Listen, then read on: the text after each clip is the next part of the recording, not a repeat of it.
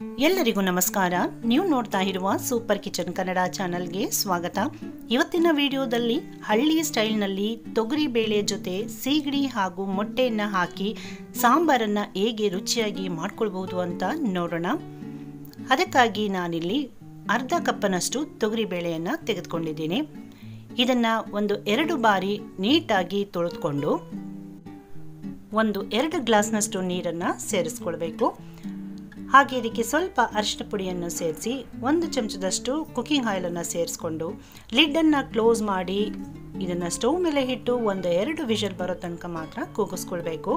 ಈ ಕಡೆ ನಾನಿಲ್ಲಿ 1 ಕಪ್ನಷ್ಟು ಸೀಗಡಿಯನ್ನು ತೆಗೆದುಕೊಂಡಿದ್ದೀನಿ. ಇದನ್ನು ಡ್ರೈ ಫ್ರಾನ್ಸ್ ಅಂತಲೂ ಕರಿತೀವಿ. ಹಾಗೆ ಇದು 2 ರೀತಿ ಬರುತ್ತೆ. ಒಂದು ದಪ್ಪನಾಗಿ ಬರುತ್ತೆ, ಇನ್ನೊಂದು ನೋಡಿ ಈ ರೀತಿ ಸಣ್ಣದಾಗಿ ಬರುತ್ತೆ. ಇದನ್ನು ಈಗ ನಾನಿಲ್ಲಿ ಫ್ರೈ ಮಾಡ್ಕೊಳ್ತಾ ಇದ್ದೀನಿ. ಇದನ್ನು ಫ್ರೈ ಮಾಡೋದಕ್ಕೆ ಹೆಚ್ಚು ಟೈಮ್ ಏನು ಬೇಕಾಗೋದಿಲ್ಲ. 2-3 ನಿಮಿಷದಲ್ಲಿ ಇದು ಫ್ರೈ ಆಗುತ್ತೆ. ಇದನ್ನು ಈ ರೀತಿ ನೋಡಿ ಆಗಿದ ನಂತರ ಸ್ಟವನ್ನು ಆಫ್ ಮಾಡಿಕೊಂಡು ಒಂದು ಪ್ಲೇಟಿಗೆ ಎತ್ತಿಟ್ಕೊಳ್ಳೋಣ.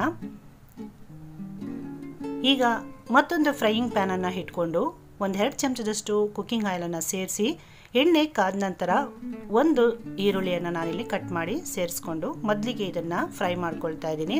ನೋಡಿ ಈ ರೀತಿ ಇದು ಟ್ರಾನ್ಸ್ಪರೆಂಟ್ ಆಗೋ ತನಕ ಫ್ರೈ ಮಾಡಿ ನಂತರ ಇದಕ್ಕೆ ನಾನಿಲ್ಲಿ 1 ಇಂಚು ಚಕ್ಕೆ, 1-2 ಲವಂಗ, ಹಾಗೆ 1 ಸಣ್ಣ ಗೆಡ್ಡೆಯಷ್ಟು ಬೆಳ್ಳುಳ್ಳಿ, 1 ಇಂಚಿನಷ್ಟು ಶುಂಠಿಯನ್ನು ಸೇರಿಸ್ಕೊಂಡು ಫ್ರೈ ಮಾಡ್ಕೊಳ್ತಾ ಇದ್ದೀನಿ.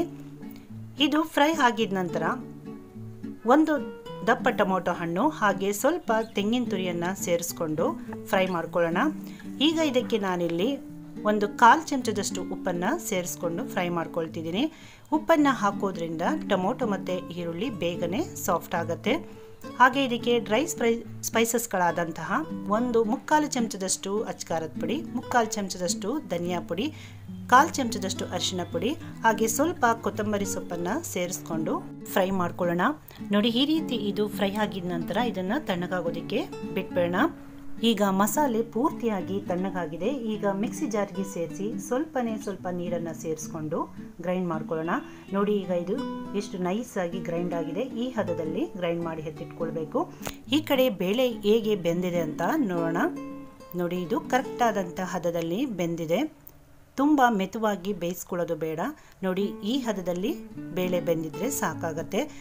ಕಾರಣ ನಾವು ಮಸಾಲೆ ಹಾಗೂ ಸೀಗಡಿಯನ್ನು ಹಾಕಿದಾಗ ಬೇಳೆ ಮತ್ತಷ್ಟು ಬೇಯೋದ್ರಿಂದ ಈ ಹದದಲ್ಲೇ ಬೇಯಿಸಿಟ್ಕೊಳ್ಬೇಕು.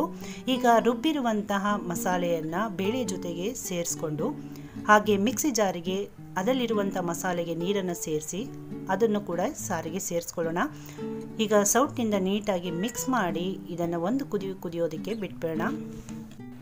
ಅಷ್ಟರಲ್ಲಿ ನಾವೀಗಾಗಲೇ ಫ್ರೈ ಮಾಡಿಟ್ಕೊಂಡಿದ್ದಂತಹ ಸೀಗಡಿಯನ್ನು ಒಂದು ಬೌಲಿಗೆ ಸೇರಿಸ್ಕೊಂಡು ಸ್ವಲ್ಪ ನೀರನ್ನು ಸೇರಿಸಿ ನೀಟಾಗಿ ಇದನ್ನು ವಾಶ್ ಮಾಡ್ಕೊಳ್ಬೇಕು.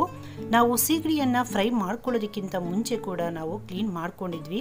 ಆದರೆ ಇದರ ಮೇಲ್ಭಾಗದಲ್ಲಿ ಇರುವಂಥ ಧೂಳೆಲ್ಲ ಹೋಗೋದಕ್ಕೋಸ್ಕರ ನಾವು ಈ ರೀತಿಯಾಗಿ ನೀರಿನಿಂದ ವಾಶ್ ಮಾಡಿ ಎತ್ತಿಟ್ಕೊಳ್ಬೇಕು. ನೋಡಿ ಈ ರೀತಿ ನೀರನ್ನು ಹಿಂಡಿ ತೆಗೆದಿಟ್ಕೊಳ್ಳೋಣ. ಈ ಕಡೆ ಸಾಂಬಾರು ಕೂಡ ಒಂದು ಕುದಿ ಬಂದಿದೆ. ಈಗ ರುಚಿಗೆ ತಕ್ಕಷ್ಟು ಉಪ್ಪನ್ನು ಸೇರಿಸ್ಕೊಂಡು ನಾವು ಈಗಾಗಲೇ ತೊಳೆದಿಟ್ಟಿರುವಂಥ ಈ ಸೀಗಡಿಯನ್ನು ಸಾಂಬಾರೊಟ್ಟಿಗೆ ಸೇರಿಸಿ ಸೌಟಿನಿಂದ ಒಮ್ಮೆ ಇದನ್ನು ನೀಟಾಗಿ ನಾವು ಮಿಕ್ಸ್ ಮಾಡ್ಕೊಳ್ಬೇಕು.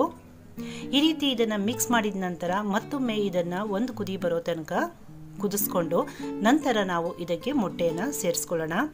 ನಾನಿಲ್ಲಿ 3 ಮೊಟ್ಟೆಯನ್ನು ಸೇರಿಸ್ಕೊಳ್ತಾ ಇದ್ದೀನಿ. ನಿಮ್ಮ ಇಚ್ಛಾನುಸಾರ ನೀವು ಸೇರಿಸ್ಕೊಳ್ಬಹುದು.